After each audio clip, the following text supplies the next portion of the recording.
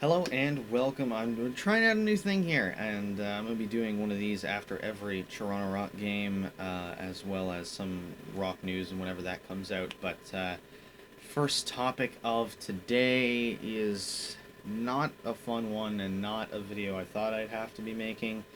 But thank you all for coming to our first video of Rock Talk, Episode 1, Relocation.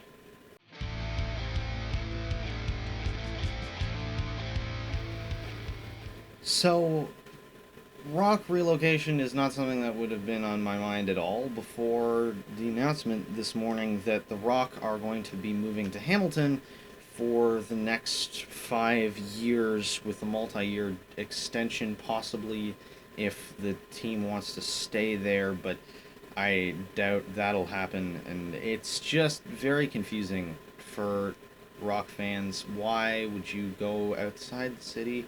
It doesn't make a whole lot of sense, but I'll break down my thoughts on what this move means for the Rock and the future of the team today. So, first, it's the fact that they're moving outside the city but keeping the Rock branding. It just doesn't feel right. It feels like they're taking the branding of Toronto and they don't want to be here, though. They're moving to Hamilton, which is fairly outside of the city, and it doesn't feel right. They have the Ontario Raiders in their back pocket, and as a little bit of a lacrosse historian, the Raiders played in Hamilton, probably at the same arena that the Rock are going to be playing in for the next 5 years, and they're not using that branding. It feels like it's cheap just to keep the same. I don't really get the reason for not rebranding. It would be equivalent to if a team out of Boston decided to relocate to Providence and then keep the Boston moniker but play outside the city. I get that Providence is in a completely different state, but if Providence was still in Massachusetts, it would be the same type of thing. The other thing is it's a long drive to Hamilton from Toronto. It's an hour and a half to 2 hours outside the city, and it's you're alienating the whole fan base that was in Toronto. You're not going to get the same kind of attendance in Hamilton you would in Toronto. It's too far outside for a lot of season ticket holders like myself and my father to continue to go see those games that far outside the city, especially with traffic and stuff.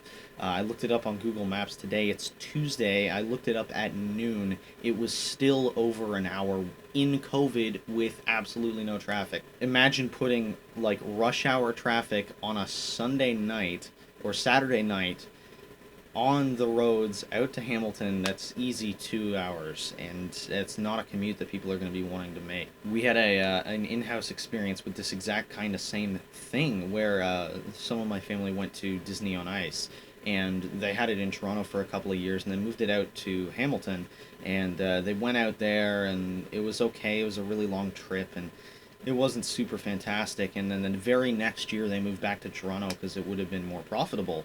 And I think we're going to kind of see the same type of thing happen with the Rock here, and I'm not looking forward to the direction that this team is going. Right now, they're really kind of entering a new market, and it's a much smaller lacrosse market with, like, no prior instances of lacrosse being played there, and it doesn't have, like, a lacrosse-rooted feel.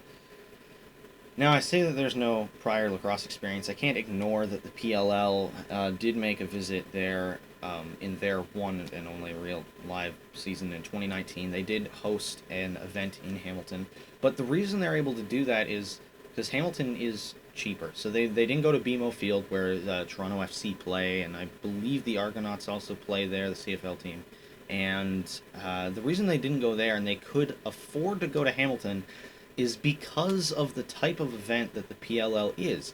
It's a lacrosse convention, so people from all over the province, let alone Toronto, are going to come for a one weekend event in Hamilton. But if you're the Rock, who do you expect to come on almost a weekly basis to Hamilton from Toronto? You're not going to be making that trip every week. It's not the same as going there for a one day event like the PLL. and you lose that feel and touch with the people of Toronto. And at this point, you have to fear a little bit, I think, for the future of the team, because I don't see a way they're going to survive in Hamilton by alienating this many people. It's puzzling what Dalwick is thinking, the owner of the Rock, with him building the Toronto Rock Athletic Center, this state-of-the-art practice facility at Oakville. Um, like, they have good roots there, and obviously Dalwick is invested in the team to some sense, but they don't have the same pull in Hamilton they had when they were in Toronto. Attendance is going to drop with the move. It won't be apparent with COVID, because I'm sure they'll still get enough people to fill the limited capacity that COVID is going to represent in Hamilton for the time being. But when time moves on, it's going to become less of a spectacle, and with how much less of an established area that Hamilton is, and it's not really reaching the same fan base. It doesn't have the same feel. People aren't going to travel from the west side of Toronto to Hamilton. That would be like a 3-hour drive for a 3-hour game, and then 3 hours back to the west side of Toronto. It just doesn't make sense for those people to go to these games anymore. They have to start finding more local and really root themselves in Hamilton now if they're going to be successful. And with COVID coming, I understand the impact that it's had on making Scotiabank Arena not a viable option anymore because of costs and renting it out. Just it makes sense why they would move from a business point of view, but there's some little things about this deal that just don't make sense, and I fear that I'm starting up this channel at a bad time, because I don't see a long future in Hamilton for the Rock. And if Dalwick ends up selling the team, who knows where they could go. We saw the New England Black Wolves have to be sold and move to Albany and become the Fire Wolves, and that whole kind of mess there. And with expansion on the horizon as well, it would really, I think, suck for the league as well to lose what has become one of the league's cornerstone franchises, and especially a team like we saw the Edmonton Rush back a few years ago relocate to Saskatchewan the year after they won the cup in the NLL. They won the championship and then immediately relocated, and I fear we could be seeing the same kind of thing in Toronto. It'll be one last hurrah before they move elsewhere, and that would definitely suck for a lifelong fan like me. I've been going to games for 13 years, and it's been 8 or 9 games a season, and I've missed a handful. I could probably count the number of games that I've missed on 2 hands over 13 years.